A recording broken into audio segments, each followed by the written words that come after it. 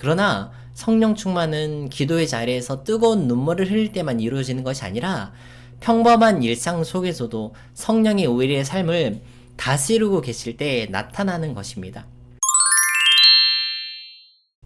성령 충만이란 무엇일까요? 성령 충만을 이야기하면 많은 사람들이 어떤 특별한 경험을 떠올립니다. 뜨거운 감정, 강한 은사, 방언, 기적과 같은 현상들이 성령 충만의 증거라고 생각되기도 합니다. 그러나 성경에서 말하는 성령 충만은 이런 현상에 국한되는 것이 아닙니다. 성령 충만은 하나님이 나를 다스리시는 상태를 말합니다. 그래서 성령 충만은 어떤 강한 영적 체험만을 굳이 의미하진 않습니다.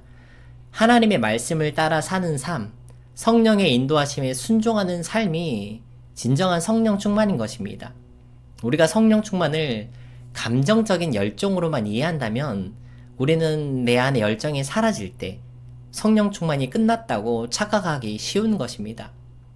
그러나 성령 충만은 기도의 자리에서 뜨거운 눈물을 흘릴 때만 이루어지는 것이 아니라 평범한 일상 속에서도 성령이 우리의 삶을 다스리고 계실 때 나타나는 것입니다.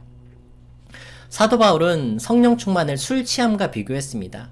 에베소서 5장에 술 취하지 말라 이는 방탕한 것이니 오직 성령으로 충만함을 받으라라고 말씀하시며 술 취한 사람은 술의 지배를 받고 생각도 감정도 행동도 술이 이끄는 대로 흘러감을 말하고 있습니다. 성령 충만도 마찬가지입니다. 성령이 나를 다스리고 계시는가? 성령 충만은 내가 원하는 대로 사는 것이 아니라 하나님의 뜻을 따라 사는 삶을 말하는 것입니다. 많은 사람들이 성령 충만하게 해달라라고 기도합니다. 그러나 성령 충만은 내가 어느 날 갑자기 뜨거운 감정을 느끼는 것으로 이루어지는 것이 아닙니다. 성령께 내 삶을 온전히 맡길 때 시작되는 것입니다. 우리는 기도하죠. 하나님 성령 충만하게 해주세요. 그러나 정작 성령께서 우리를 이끄시는 길로 가려 하지 않습니다. 용서하라고 하시면 용서하지 못하고 내려놓으라고 하시는데 움켜쥐고 있는 겁니다.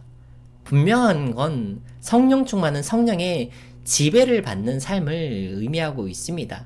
그래서 성령 충만한 사람은 성령을 따라 사는 사람을 말하고 있습니다.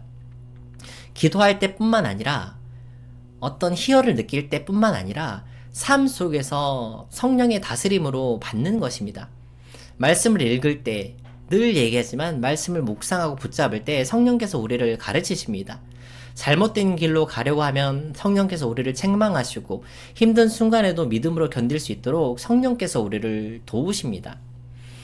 예수님께서 공생애를 시작하실 때 성령이 함께 하셨습니다.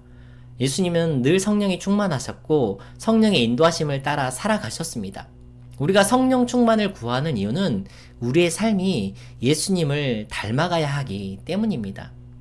그래서 이러한 성령 충만한 사람은 증인의 삶을 살게 됩니다.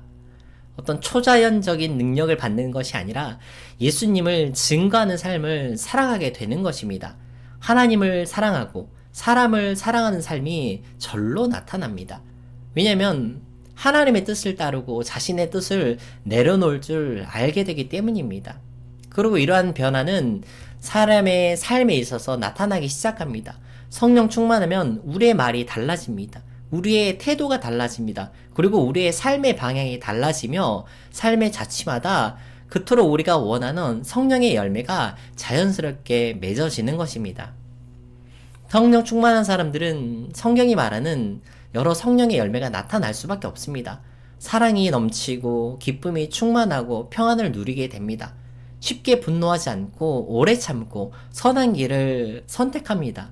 무엇보다 사람을 살리는 말을 사용하고 하나님의 영광을 드러내는 삶이 나타나게 되는 것입니다. 그렇다면 우리는 어떻게 성령 충만한 삶을 살아갈 수 있을까요? 여러분, 성령 충만은 한 번의 경험으로 끝나는 것이 아닙니다. 매일 새롭게 성령을 구해야 합니다. 예수님도 이 땅에 계실 때 늘 성령 안에서 기도하셨습니다. 우리가 성령 충만하기 위해서 가장 먼저 해야 될 일은 성령을 향해 우리의 삶을 열어놓는 것입니다. 성령께서 인도하시는 길로 가겠다고 결단하는 마음이 필요한 것입니다. 우리가 잘 안 되지만 성령께서 말씀을 읽으라고 하시면 말씀을 펼치시길 바랍니다. 성령께서 기도하러 가시면 기도의 자리로 나아가십시오. 성령께서 용서하라고 하시면 순종하시길 바랍니다. 성령께서 말씀하실 때 우리의 마음을 닫아버리지 마시고 성령 충만은 순종할 때 경험되기 시작하는 것입니다. 여러분, 성령 충만은 뜨거운 감정으로 그치는 것이 아닙니다. 하나님의 영으로 인도함을 받는 삶입니다.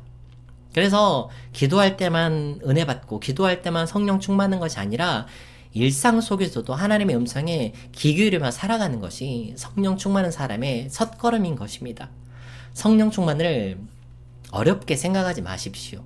성령 충만은 멀리 있는 것이 아닙니다. 지금 이 순간 하나님 앞에서 성령께, 하나님께 내 삶을 맡기고 그리고 결단하는 것이 성령 충만의 시작인 것입니다. 오늘도 성령께 나아가시기 바랍니다. 성령께서 우리의 삶을 다스리도록 내어드리시길 바랍니다. 그때 비로소 우리는 성령의 능력으로 살게 될 것이며 하나님이 기뻐하시는 삶을 살아가게 될 것입니다.